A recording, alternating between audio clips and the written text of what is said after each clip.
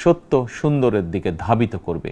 এটিই হোক পবিত্র কোরবানির অন্যতম শিক্ষা।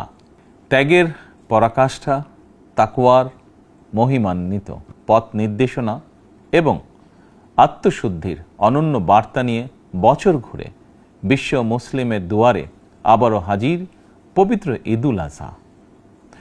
বাংলাদেশ সহ বিশ্ব মুসলিমের প্রতি পবিত্র ঈদুল আজহার শুভেচ্ছা। দল মত ধর্ম বর্ণ নির্বিশেষে দেশবাসীকে পবিত্র ঈদের শুভেচ্ছা জানাই। ঈদ মোবারক। কোরবানি শুধু পশু জবাই নয়, বরং লোভ লালসা, হিংসা, বিদ্বেষ আর মনের পশুত্বকে পরাভূত করার দীক্ষা গ্রহণের মধ্যেই নিহিত রয়েছে কোরবানির মাহাত্ম্য ও তাৎপর্য। আল্লাহর শ্রেষ্ঠত্ব ঘোষণা করে নিজেকে আল্লাহর কাছে সমর্পণের এই উৎসব আমাদেরকে ত্যাগের মহিমায় উদ্ভাসিত করবে, সত্য সুন্দরের দিকে ধাবিত করবে। এটিই হোক পবিত্র কোরবানির অন্যতম শিক্ষা।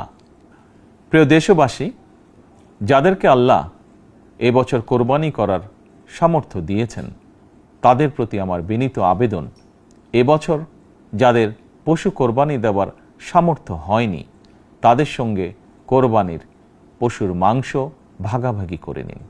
এটিও কোরবানির আরেকটি অন্যতম শিক্ষা। প্রিয় দেশবাসী, আপনাদের প্রতি আমার বিনীত আহ্বান, কোরবানির চামড়া যথাযথ প্রক্রিয়ায় সংরক্ষণ করুন। কোরবানির পশুর রক্ত ও বর্জ্য পরিষ্কারের ব্যাপারে পরিচ্ছন্নতা কর্মীদের সহায়তা করুন দয়া করে। যথাসম্ভব নিজেরাও পরিচ্ছন্নতা অভিযানে অংশ নিন সম্ভব হলে, যাতে কোরবানির দিনই সংশ্লিষ্ট স্থানগুলো পরিষ্কার পরিচ্ছন্ন করে ফেলা যায়।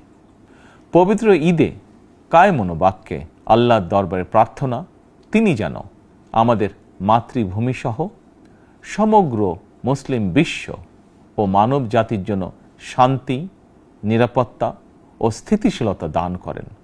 একই সঙ্গে আমি বিশ্ব জুড়ে শান্তি, সম্প্রীতি এবং নিরাপত্তার জন্য মহান আল্লাহ রাব্বুল আলামিনের দরবারে প্রার্থনা করছি।